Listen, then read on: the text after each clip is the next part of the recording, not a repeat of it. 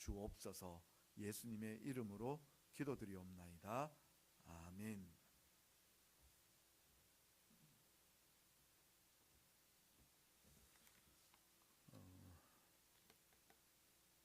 설교 시간에 자꾸 이 큐티 얘기해서 너무 죄송스러운데요. 저도 이렇게 큐티처럼 이렇게 하니까요, 저도 설교하기가 좀 편하고 더 또 우리 성도님들이 집중이 좋은 것 같습니다. 그러면서 문득 드는 생각, 아니 문득 드는 게 아니라 점점 우리 교회가 바뀌어져 가고 있다라는 생각을 해봅니다. 그러니까 어떤 건가 하면 성도님들이 말씀에 대한 관심들이 더 높아진 것 같아요. 그러니까 제가 계속해서 이 방법을 고수한다. 모르겠습니다. 하나님께서 다른 방법 주시면 모르겠는데 이 방법을 고수해야 될 것 같고요.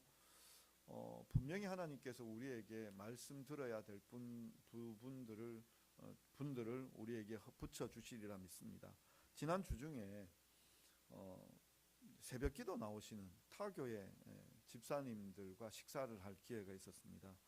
그분들이 매년 한 번 아니면 또 때때로는 고민들이나 이런 것이 있을 때 저와 함께 식사하며 이야기할 때가 있는데요.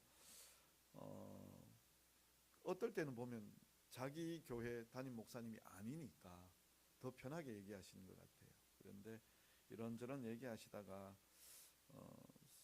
그 자기 교회에 말씀을 사모하는 권사님들이 좀 계시다는 거예요. 그래서 어느 목사님, 인터넷으로 이제 어느 지역에 있는 목사님, 제가 들어도 잘 모르겠더라고요. 그래서 순간 머릿속에 드는 것이 이단을 들으시나 이 생각이 들으면서 제가 한번 알아보겠습니다 라고 그렇게 얘기했었습니다. 그러면서 드는 마음이 뭔가 하면은 성도님들이 정말 말씀에 대해서 갈급해 하시는구나. 그분이 다니시는 교회는 우리 안동에서 좀 그래도 큰 교회에 속하는 교회인데 그 교회에서조차도 말씀에 대한 갈급함이 있다. 주일날 예배드리고 수요일날 예배드리고 각각 그렇게 예배드리고 난 다음에도 이렇게 또 뭔가 또 찾아서 예배를 말씀을 듣고 있다라는 그런 그 모습을 보면서 마음에 깊이 그 안타까움이 좀 느껴졌습니다. 저 들으라는 소리인지 몰라도 새벽마다 말씀 들으면서 많은 은혜 받고 있다 그러니까 두 가지 생각이 들었습니다. 아, 그분 좀 새벽에 데려오시지. 그거 하나 하고 또 하나가 우리가 정말 말씀에 대하여 정말 우리 성도님들이 들어도 또 갈급해 하는구나라는 그 생각을 하게 되었습니다. 그런데 물론 제가 이렇게 서서 말씀을 가르쳐 드리고 또 알려드리고 이렇게 할 때에는 그야말로 잘 가공해서 드리는 겁니다. 가공해서요. 그런데 무엇보다도 중요한 것은 말씀을 우리가 가까이 하고 내가 그 말씀을 찾고 찾는 방법을 알아야 합니다. 그러니까 왜 중국 속담 중에 이런 거 있죠. 아이에게 고기를 잡아주지 말고 낚시하는 방법을 가르쳐 주라라는 속담이 있잖아요. 그러니까 우리 안에 있는 이 말씀의 갈급함들을 해결하기 위해서는 물론 계속해서 우리가 말씀의 공급을 받아야 되지만 더 깊이 우리가 해결하기 위해서는 우리 스스로가 말씀을 찾는 방법들을 좀 우리가 깊이 알아야 한다라는 것을 다시 한번 생각해 봅니다. 그런 면에서 보자면은요, 이 큐티라는 것은 정말 그 성경에다가 이 성경이라는 이 샘 근원에다가 나의 이 뭐라 그래야 될까요? 이 호수를 박아 넣는 거죠. 그래서 생수를 공급받는 거예요. 생수. 그래서 이 큐티 하는 것 계속해서 우리가 시도했으면 좋겠습니다. 제가 이런 D형 큐티의 방식으로 이렇게 말씀드리는 것은 우리 성도님들이 한번 해보시라는 겁니다. 뒤에도 조금 말씀드릴 수 있을 기회가 있을는지 모르겠는데요. 이번 주에 저도 이 말씀을 묵상하면서 풀리지가 않는 거예요. 저는 부담이 조금 더 있거든요. 무슨 부담인가 하면 이걸 가지고 와서 성도님들에게 말씀드려야 한다는 부담감이 있으니까 차라리 내가 이 큐티를 하면서 그냥 이게 묵상이 안 되어질 때, 이해가 안 되어질 때 어떤 날은 좀 덮어두기도 하거든요. 그냥 덮어둬. 읽다가 안 되는 날은 그냥 덮어둬요. 덮어두는데 미리 본문도 공지했고 여러 가지 큐티하는 방법도 알려드렸고 이런데 이제 저는 부담이 생긴 거죠. 이번 주일날 이 말씀 해야 되는데 안 풀리는 거예요. 풀리지가 않는 거예요. 그래서 쓰기도 하고요. 본문을 봐야 되니까 본문이 눈에 안 들어오니까 본문에 입에 안 붙고 본문이 안 들어오니까요. 썼어요. 연습장 그 이면지에 대놔놓고 성경을 필사하듯이 썼어요. 쓰기도 하고. 또 그래도 안 되어서 또 이제 두 번째 방법은 뭐 했는가 하면은 영어로 봤어요. 영어로 NIV 버전으로 보고 또 그리고 제가 보는 게 그 NLT라고 리빙 트랜스레이션이라고 좀 더 쉬운 영어로 되어 있는 거 있거든요. 그것도 보고 그래도 안 들어요. 그래도 안 들어요. 제발 좀 하나님 주세요. 주세요. 이게 갈급한 마음이 되는 거예요. 갈급한 마음. 그러다가 또 관주까지 관주도 펼쳐서 이렇게 보게 되었는데 관주라는 게 있습니다. 제가 이거 다음 장 보여주면 관주라는 게 있는데 그건 조금 이따가 제가 또 보여드릴게요. 관주도 보고 뭐 저 혼자 막 몸부림을 했어요. 그러니까 본문을 보고 또 보고 제가 본문을 여러 번 보라고 그렇게 말씀드리잖아요. 제가 여러 번 봤는데도 이게 내한테 안 들어오니까 저에게 안 들어오니까 계속 보는 거예요. 계속 보는 거예요. 언제까지요? 들어올 때까지. 저는 이렇게 지금 이제 큐티를 가지고 설교하고 나누어야 되니까 계속 보는 거죠. 예. 그래서 결국은 하나님께서 주시는 말씀을 보게 되었습니다. 자, 먼저요. 내용 관찰부터 하겠습니다. 내용 관찰요. 내용 관찰은 당연히 뭐 우리가 읽어봤으니까 당연히 쉽습니다. 제가 읽어드리겠습니다. 제가 한 내용 관찰. 그 후에 예수님께서 70명을 따로 세우셨습니다. 예수님께서 직접 가시고자 하셨던 각 동네와 지역으로 둘씩 앞서 보냈습니다. 70명을 보내실 때 추수할 것은 많고 일꾼이 적으니 추수하는 주인에게 추수할 일꾼을 더 보내달라고 요청해라 라고 하셨습니다. 또 갈지어다 내가 너희를 보내는 것이 어린 양을 이리 가운데로 보내는 것 같구나. 전대나 배낭이나 신발을 가지지 말며 길에서 아무에게도 인사하지 말고 어느 집에 가든지 제일 먼저 이 집이 평안할지어다 라고 인사하라. 만일 평안을 받을 사람이면 너희가 빈 평안이 그 집에 있을 것이요 그렇지 않으면 너희에게 돌아올 것이다. 그 집에 머물며 그 집에서 제공하는 것을 먹고 마셔라. 일꾼이 그 삭슬 받는 것은 당연한 것이다. 그리고 이 집에서 저 집으로 옮기지 말라. 어느 동네에 들어가든지 너희를 영접하거든 너희 앞에 차려놓은 것을 먹고 거기 있는 병자들을 고치고 하나님 나라가 가까이 왔다고 말하고 너희를 영접하지 않는 동네에 들어가거든 그 거리로 나와서 말하되 너희 동네에서 묻은 먼지도 너희에게 떨어버리노라. 하나님의 나라가 가까이 온 줄을 알라 하라. 그날에 소돔이 그 동네보다 견디기 쉬우리라. 화 있을진저 고라시나 화 있을진저 벳세다야. 너희에게 행한 모든 권능을 두로와 시돈에서 했었다면 그들은 벌써 베옷을 입고 제에 앉아 회개했을 것이다. 심판때에 두로와 시돈이 너희보다 견디기 쉬울 것이다. 가버나움아 내가 하늘에까지 높아지겠느냐? 음부에까지 낮아지리라. 너희 말을 듣는 자는 곧 내 말을 듣는 것이요 너희를 저버린 자는 곧 나를 저버리는 것이요 나를 저버리는 자는 나 보내신 이를 저버리는 것이라 하시니라. 이렇게 제가 내용 관찰을 했습니다. 조금 쉽게 푼 것도 있고 또 뭐 그대로 쓴 내용들도 있습니다. 하지만 뭐 제가 보았을 땐 또 이렇게 풀려졌습니다. 이걸 하고 나니까요. 이렇게 이제 하고 나니까 이번에는 반대로 그 적용할 거리들이 너무 많은 거예요. 적용할 거리들이. 이렇게 관찰을 어느 정도 하고 이제 조금 들어오게 되었다 싶어서 하고 나니까 이것도 하고 싶고 저것도 하고 싶고 그럴 때는요. 과감하게 가지치기 하셔야 됩니다. 가지치기. 제가 왜 안 풀렸느냐 제일 의문이 어디에 있었는가 하면 4절에 있었어요. 4절에 보면 전대나 배낭이나 신발을 가지지 말며 길에서 아무에게도 인사하지 말며 라고 나와 있어요. 다른 건 다 이해할 수 있는데 다른 건 다 또 그리고 이렇게 복음 전도하러 나가는 사람들이 뭐 하나님께서 공급해 주실 것을 믿고 또 그리고 우리가 봤던 큐티도 하나님께서 그렇게 공급해 주신다는 쪽으로 큐티를 몰아가요. 공급해 주신 것을 믿고 그렇게 뭐 전대나 또 배낭이나 옷을 가지지 말고 나가라고 그렇게 할 수 있습니다. 이 말씀은 충분히 이해가 됩니다. 그리고 또 여기 한 번 나오는 게 아니라 마태복음, 마가복음에도 나오고요. 누가복음에도 나왔어요. 지난 시간에 우리가 9장 10절부터 봤죠. 9장 1절부터 보시면 이 내용이 또 나와요. 9장 1절부터 6절까지를 보시면 예수께서 12제자를 불러 모으사 모든 귀신을 제어하며 병을 고치는 능력과 권위를 주시고 하나님의 나라를 전파하며 앓는 자들을 고치게 하려고 내보내시며 이르시되 여행을 위하여 아무것도 가지지 말라. 지팡이나 배낭이나 양식이나 돈이나 두벌옷을 가지지 말며 어느 집에 들어가든지 거기에 머물다가 거기서 떠나라. 누구든지 너희를 영접하거든 그 성에서 떠날 때에 그 발에서 먼지를 떨어버려 그들에게 증거를 삼으라 하시니 제자들이 나가서 각 마을에 두루다니며 곳곳에 복음을 전하며 병을 고치더라. 똑같은 내용이 있어요. 근데 차이점이 몇 개가 있죠.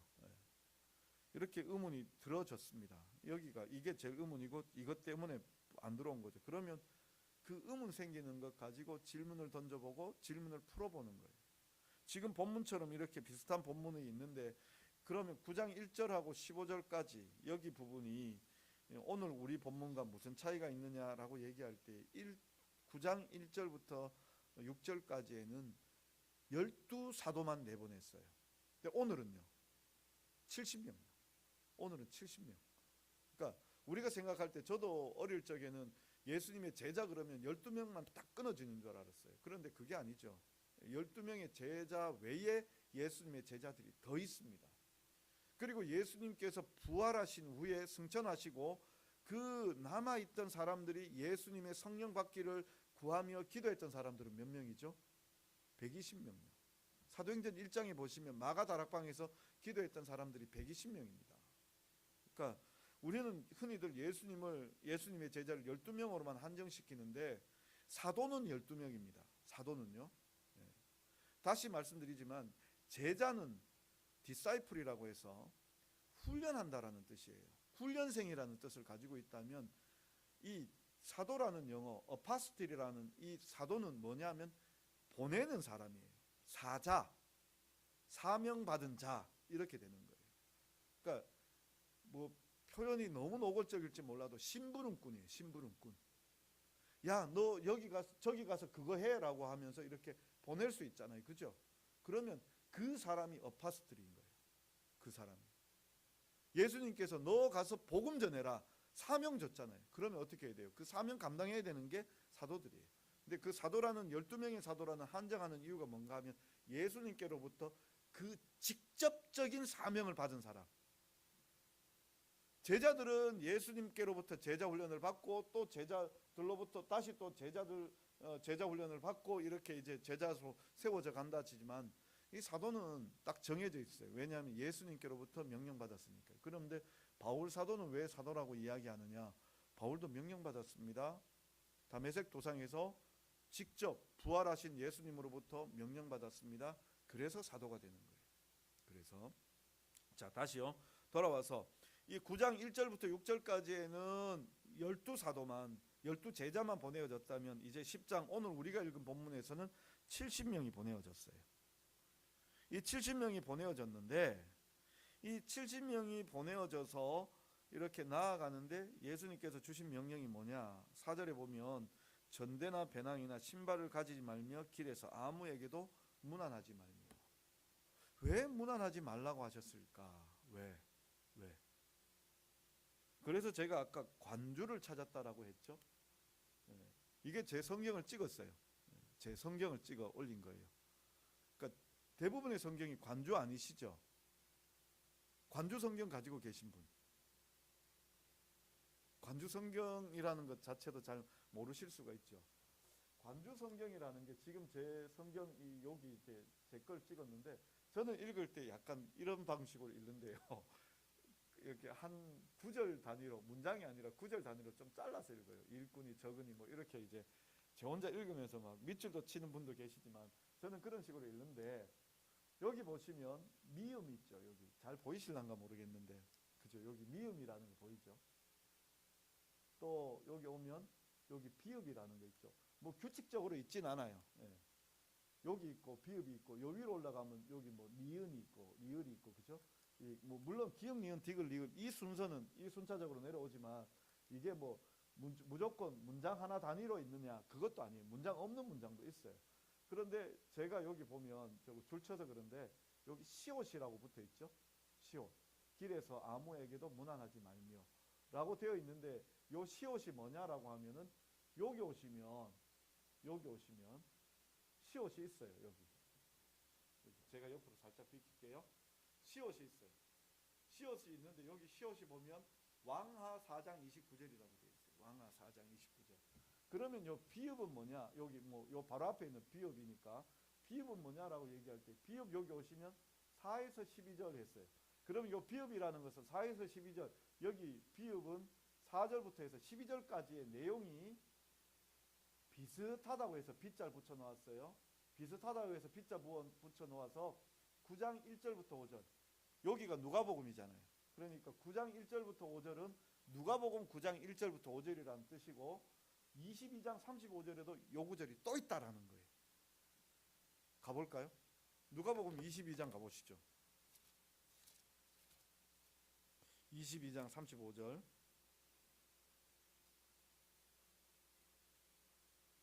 찾으셨습니까?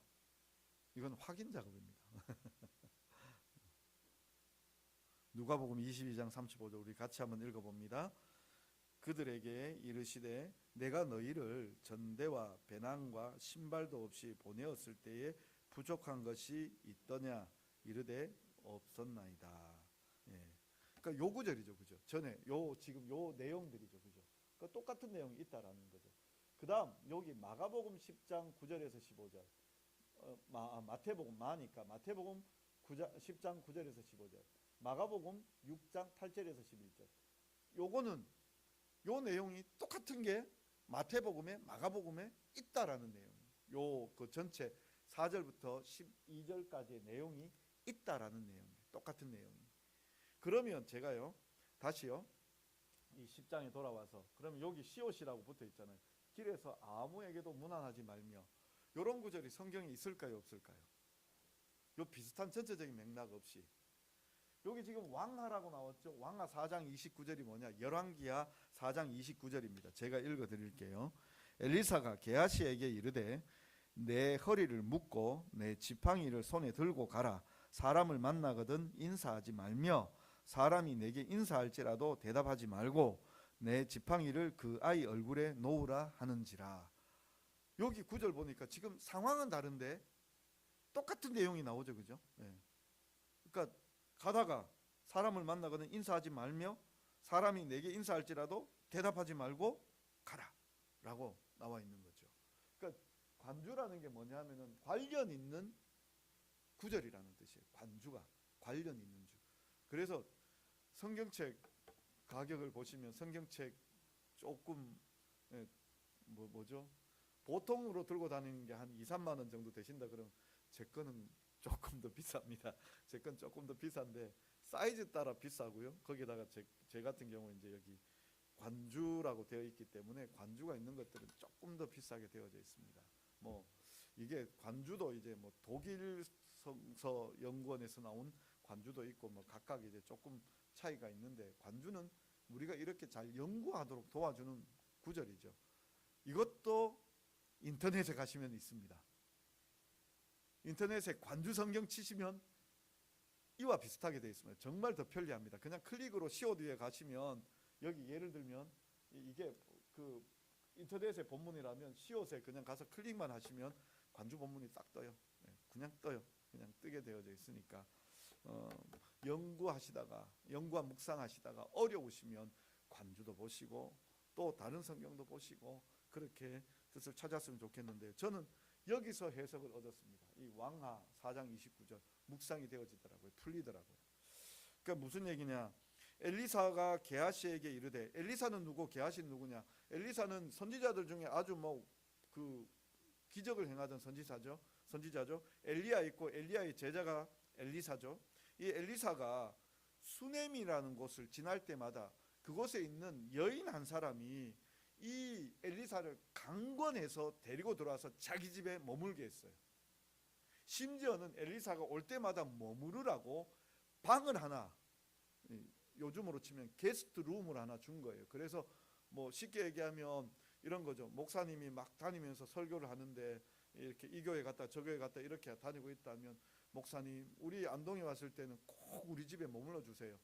그러면서 그 집에다가 방을 하나 딱 따로 준비해 둔 거예요. 그 정도로 수넴 여인이 준비했는데 엘리사가 너무 마음이 기쁘고 이런데 게하시에게 물었어요. 이 가정이 필요한 게 뭐냐라고 물었더니 모르겠다 그러니까 그 여인 불러와서 그렇게 얘기해도 여인도 괜찮다라고 얘기하는데 엘리사가 보았을 때 자녀가 그 가정에 자녀가 없었거든요. 하나님께서 너희 가정에 자녀를 주실 것이다라고 믿음으로 선포를 해요. 그래서 정말 그 시간이 지나서 이제 하루 한 해가 지날 때에 그 여인에게 아이가 태어났어요. 근데 몇 해가 지나서 이 아이가 이제 들에 나갈 정도가 되어졌지만 아직 어머니의 무릎에 있어야 될 나이, 그러니까 이게 뭐 나이 가늠이 잘 안 되지만 한 5살 전후 정도의 나이겠죠. 근데 이 아이가 들판에 갔다가 그냥 집에 와서 머리야 머리야 하면서 두통을 호소하다가 죽어버려요. 죽으니까 이 수넴 여인이 어떻게 하는가 하면은 그 아이를 그 엘리사가 머물던 방에 그 다락에 누워놓고는 급히 남편에게 요청해서 말을 하나 달라고 종 하나 달라고, 그래서 종에게도 명령을 하죠. 내가 멈추라고 소리할 때까지 그러니까 멈추라는 말을 하기 전까지는 무조건 달려가라는 거예요. 어디로? 엘리사 있는 데로. 그래서 엘리사에게 달려왔고 엘리사가 그 종을 맞으러 내보냈지만 그 여인이 말도 안 하고 엘리사에게 그대로 쳐들어오죠. 쳐들어와서 그 이야기를, 아이가 죽었다는 얘기를 전해줍니다. 그럴 때 엘리사가 무엇하느냐, 이 종에게 오늘 명령 내린 게 바로 이 얘기예요. 이 배경 얘기를 다 설명을 드려야 되니까요. 엘리사가 게하시에게 이르되 내 허리를 묶고 내 지팡이를 손에 들고 가라. 사람을 만나거든 인사하지 말며 사람이 내게 인사할지라도 대답하지 말고 내 지팡이를 그 아이 얼굴에 놓으라 하는지라. 이게 뭐 지팡이 그 얼굴에 놓아야 된다 이 차원의 얘기를 하려고 하는 게 아니라 저는요 뭔가 하면은 인사하지 말고 가는 이 부분이 들려진 거예요.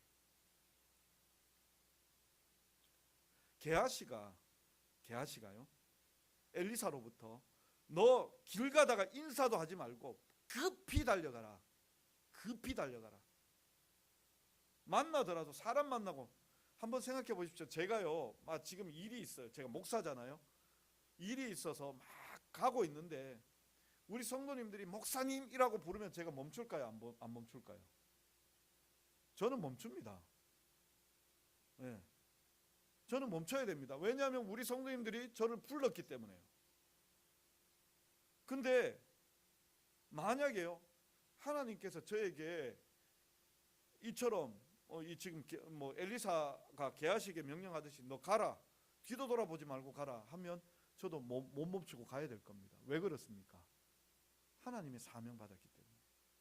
그 생각이 들더라고요. 그 생각이. 그러니까 이 연구하면서 여기까지 연구죠. 이런 걸 찾아보면서 연구하면서 그 다음에 이제 왜 그랬을까? 이제 본문하고 다시 다가오면서 내게 다가오는 그 생각이 묵상이죠. 내 같으면 멈춰야 되는데. 제자들이잖아요. 선지자의 종이잖아요. 그러면 사람들이 다 알잖아요. 저기 선지자의 종 간다. 이보시오 선지자의 종 이리 와 보시오. 그럼 멈춰야 될까? 안 멈춰야 될까요? 내가 누군지 알잖아요. 제가 길 가는데 목사님 그러면 제가 돌아봐야 되잖아요. 그죠? 그리고 목사님이라고 소리칠 때 주변의 사람들이 나를 다 목사님으로 알잖아요. 그런데 제가 막 뭐 세상 말로 생 까고 지나간다 그러면 사람들이 그러잖아요. 저 목사가 왜 저리 지나가노? 성도가 부르는데 왜 저리 지나가노? 그렇게 생각할 거잖아요. 예수님께 훈련받고 있는 예수님의 제자들이 그 길로 나아갔을 때 나아가는데 그 나아가는 사람들에게 예수님의 제자들이여 라고 얘기하는데 그거 모른 척하고 가야 된다? 이게 정말 쉬울까요? 어려울까요? 이게 쉽지 않다라는 얘기죠. 근데 왜 그러면 가야 됩니까? 왜 그러면 가야 됩니까? 왜 가야 됩니까? 사명받았으니까요. 사명받았으니까요. 정말 중요한 사명받았어요. 무슨 사명받았는가 하면은 제가 이것 뚫리고 나니까 보여지는 그 다음 단어가 뭔가 하면은요 1절이에요. 그 후에 주께서 따로 70인을 세우사 친히 가시려는 각 동네와 각 지역으로 둘씩 앞서 보내시며. 어디로 보냈습니까? 예수님께서 그 70명을 어디로 보내셨습니까? 각 동네와 그리고 지역으로 보내셨죠. 그런데 그 각 동네와 지역은 어떤 각 동네와 각 지역입니까? 어떻게 선택받은 데입니까? 예수님께서 친히 가시려는 동네예요. 예수님께서 친히 가시려는 동네라는, 전에 진짜 이 부분이 안 보이다가 이게 지금 무슨 말인가 하면, 예수님께서는 전체적인 노정으로 얘기하자면 예루살렘에 올라가고 있는 길이에요. 올라가고 있는 그 길인데, 그 길에 지금 이제 예수님께서 예루살렘 올라가시면 십자가에 못 박혀 죽으셔야 되는 그 상황이에요. 그 상황인데 그 길로 지금 올라가고 있는데, 무슨 얘기냐, 정말 추수할 곡식은 지금 들판이 휘어져 추수할 곡식은 많고 일꾼은 적어요. 누구겠습니까? 우리겠습니까? 아니요, 예수님 말씀이에요. 예수님이 각 마을로 가셔서 많은 사람들에게 하나님 나라를 전하고 치유하고 병 고치고 그 일을 정말 많은데, 다 가야 되는데 다 가실 수 있겠습니까? 못 가지요. 못 가니까 누구를 보냈습니까? 여기 지금 12명씩 보내고, 그리고 다시 70명씩 또 보내고 있는 거예요. 그들이 돌아와서 보고하고 난 다음에 또 가라, 또 가라. 예수님께서 친히 가셔야 할 자리, 예수님께서 가셔야 할 그곳에 누구를 보내는가 하면 예수님의 제자들을 보내고 있는 거예요. 사명받아서 지금 보내고 있는 거예요. 그래서 예수님께서 무슨 얘기 하시는가 하면, 너희는 사명에만 집중해라, 사명에만. 그러면 1절부터 16절까지가 내용이 쫙 나오더라고요. 내가 먹을 것도 주고 입을 것도 주고, 너희 염려 없이 내가 그 사명 위에서 일하면 내가 다 줄게. 사람 만나서 이리저리 멈칫하고 그 사명 잊어버리고 가야 할 발 잊어버리고 그렇게 헤매지 말고 가라. 가서 거기 가서 복음 전해라. 복음 전해라. 하나님 나라 전해라. 병 고치고 치유하는 놀라운 일을 행하여라. 그리고 그곳에 들어가서 한 집에 들어가게 되어지면 거기 머물고, 그 머물면서 미안해하지 말아라는 거예요. 네가 지금 하나님의 일을 하러 와서 하나님의 일을 하고 있기 때문에 미안해할 필요가 없다라고 그렇게 말씀하고 계시는 거예요. 여기 무슨 얘기냐면, 네가 거기 가서 일할 때, 복음 전할 때 당연히 삭을 받는 것은, 품삯을 받는 것은 당연한 거다. 거기서 너를 대접하고 공개해 주는 것이 있다면 그것은 너를 위하여 당연히 제공되는 거니까 미안해하지 마라. 그 대신 섬겨주는 집에서 다른 집으로 가지는 말아라. 그 집에서 들어가게 되어지면 그 집에서 머물러서 그곳에서 그 일 사역 다 마칠 때까지 일쓰라고 예수님께서 말씀하신 거예요. 근데 만약 환영하지 않는다면, 그 마을이, 그 동네가 환영하지 않는다면 그 동네 이제 밟고 들어가서 발을 밟았잖아요. 그러니까 발에 먼지가 묻었을 거 아니에요. 그 동네 먼지 다 떨어버리고 나오라는 거예요. 그리고 선언하라는 거예요. 하나님 나라가 가까이 올 것이다. 가까이 왔다. 그렇게 선언하고 돌아오라는 거예요. 자요, 이것이 연구와 묵상이라면 이제 느낀 점으로 가보면은요, 이 느낀 점을 보면서 저는 그런 생각이 들었습니다. 자, 그러면요, 저야 목사니까 이제 설교도 약간은 설교로서의 기능도 가지고 있어서 저야 목사니까 복음 전하는 게 사명이에요. 복음 전하는 게. 그래서 복음 전하다가 보면 하나님께서 공급해 주시는 많은 은혜와 그 형통의 길들을 경험하게 되어집니다. 그러니까 정말 어려울 때 하나님께서 이렇게 공급해 주시고 도와주시는 그 길을 많이 누립니다. 특히나 또 물질 같은 경우 필요할 때 하나님께서 채워주시고 또 더 풍성히 해주시는 것을 경험했었습니다. 그러니까 이건 뭐 제가 예전에도 한 말씀드렸지만, 청년 때 그 복음 집회 한번, 전도 집회 한번 기획했다가 돈이 하나도 없었어요. 청년부 재정도 우리도 한 10여만 원 가지고 있었고, 우리보다 젊은 그 대학부도 한 5만 원 가지고 있었고, 그런데 행사 끝내고 나니까 그게 97년이었어요. 97년이었는데 행사 끝내고 나니까 그 당시 교회 행사로서는 막대한 예산이 들어갔어요. 250만 원. 그러니까 돈으로만 250만 원이고, 무형이 아니라 그 외에도 뭐 이렇게 장비들이나 이런 뭐 기타 그런 것들을 제공받았던 게 다 합치면 한 300여만 원 될 거예요. 그런데 다 했어요. 재정이 생기더라고요. 정말 재정이 생기더라고요. 간당간당한데요. 재정이 생기더라고요. 또 청년부 그 대학부, 제가 청년부 회장이었다면 대학부 회장하고 대학부 서기하고 총무하고 싸웠어요. 그래서 둘이 불러다 놓고 커피 한 잔씩 먹이면서 야 너희들 그러면 되냐. 진짜 말 잘 듣더라고요. 형 정말 죄송합니다. 오빠 정말 죄송합니다. 그러면서 그런 때는 정말 추억해봐도 지금 정말 닭살 돋을 정도로 한마디예요. 제가 그때 트럭 타고 다녔거든요. 1톤 트럭을 타고 다녔는데 트럭 짐 뒷칸에 그냥 서로 그 3면이잖아요. 그래 앉아갖고 교회 그 주차장 마당에서 그냥 그 위에 태워갖고 커피 한 잔씩 주면서 야 그러지 말자, 싸우지 말자. 그러니까 안 싸우겠다라고, 서로 협력하겠다라고 정말 형통케 만들어주시더라고요. 정말. 참 그런데요, 이 뭐 목회자로서 그런 경험들이 있어서 너무 당연하게 또 생각이 되어지지만, 그렇다고 해서 우리 성도님들을 한번 생각해 봤어요. 그럼 다 목사 되어야 됩니까? 다 전도자나 사역자가 되어야 되십니까? 가만히 생각해 보다니까요, 저는 그런 느낌이 왔어요. 무슨 느낌인가 하면 우리의 우선순위가 어디에 있느냐, 우리가 뭐 해야 되느냐가 더 집중해야 될 것 같아요. 우리가 뭐 해야 되느냐, 어떤 일을 해야 되느냐. 물론 직장 가서 일하시죠. 또 사회생활도 만나시죠. 지나간 사람 만나듯이요. 만나시죠. 예, 그 모든 일들이 복음 안에서 이루어지는 일이라는 것을 우리가 꼭 기억해야 됩니다. 예수님께서 보내시는 그 동네, 각 지역, 각 동네가 어디냐? 지금 성도님들이 가 계시는 직장이고, 성도님들이 함께하고 계시는 그 모임들이고, 성도님들이 살고 있는 그 지역이고 가정이고, 이게 다 예수님께서 보내시는 그곳이에요.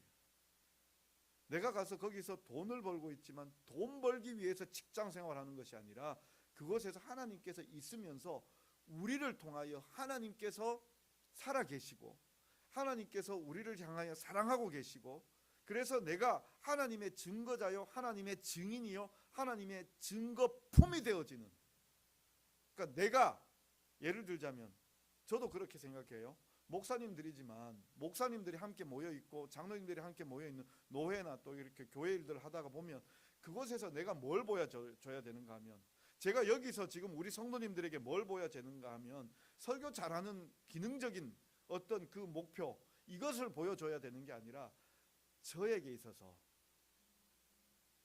제 인격을 보여주는 것이 아니라 제 안에 계시는 하나님을 보여줘야 되는 거예요.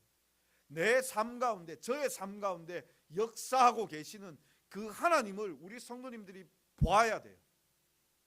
예배 때마다 간구하고 제가 구하는 것이 무엇인가 하면, 하나님, 제가 오늘 하나님을 나타낼 수 있는, 하나님께로 인도하는 예배의 사회자가 아니라 우리 무리들을 인도해서 하나님께로 나아갈 수 있는 그런 인도자가 되게 해 주십시오.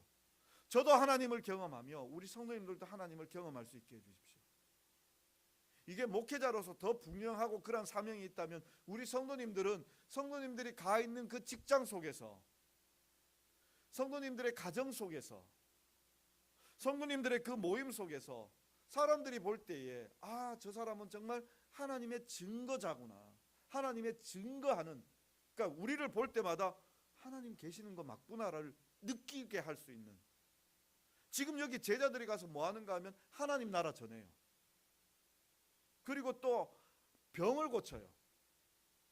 또 뿐만 아니라 귀신을 내어 쫓고요, 놀라운 이적과 기적들을 베풀어요. 이 얘기는 뭔가 하면은요, 하나님의 말씀이 실제하는 것, 현상적인 것, 여기에 벌어지는 것, 그래서 하나님이 계시다라는 것을 사람들로 알게 하는 거예요. 우리가 가서 말로 전할 수도 있겠죠. 교회 가자고. 근데 그것보다도 먼저 해야 될 게 뭔가 하면은요, 내가 지금 하나님을 경험하며 그 하나님을 나타내며 하나님의 증인으로서 삶을 사는 겁니다. 저는 그걸 느꼈습니다. 다시 한 번 더 깨닫게 되었습니다. 하나님, 나를 통하여 하나님이 증거되게 해주십시오. 나를 통하여 하나님 나타내 보여주십시오. 우리 모두가 그러한 삶을 사실 수 있길 바랍니다. 그래서 결단과 적용이 뭐냐? 더 집중하는 거죠. 하나님, 세상 보지 않게 하여 주옵소서. 하나님 사람 보지 않게 해 주옵소서. 하나님 바라보게 해 주시옵소서. 그래서 내가 실수할 수 있고 내가 덜 완벽할 수 있고 내가 모자랄 수도 있지만 그러나 내 안에 계시는 그 하나님께서 드러나시고 영광 받으시고 역사하여 주시는 그 놀라운 일들이 나타나게 해 주십시오. 그걸 기도하고 결단하게 되었습니다. 우리 성도님들이요, 참으로 하나님께 이런 간구와 모습을 가지고 나아갔으면 좋겠습니다. 저는 이 본문을 보면서 이렇게 깨달았습니다. 그렇지만 제가 나눠드린 지난주 주보에 보시면 경건의 시간이라고 나와 있죠.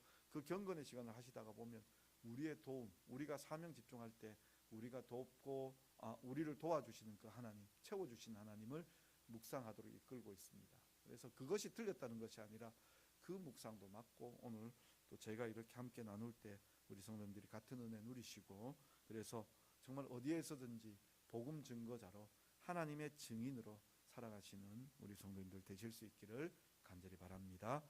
기도하겠습니다. 사랑의 하나님 아버지, 오늘도 우리가 주님 앞에 나와서 귀한 말씀의 은혜 듣습니다. 아버지 하나님, 우리의 삶 가운데 어디서든지 하나님의 말씀대로 살아서 증인이 되어지고 증거가 되어지고 하나님 함께 하심을 보여줄 수 있는 하나님의 능력자들, 하나님의 사역자들 다 되게 하여 주옵소서. 예수님의 이름으로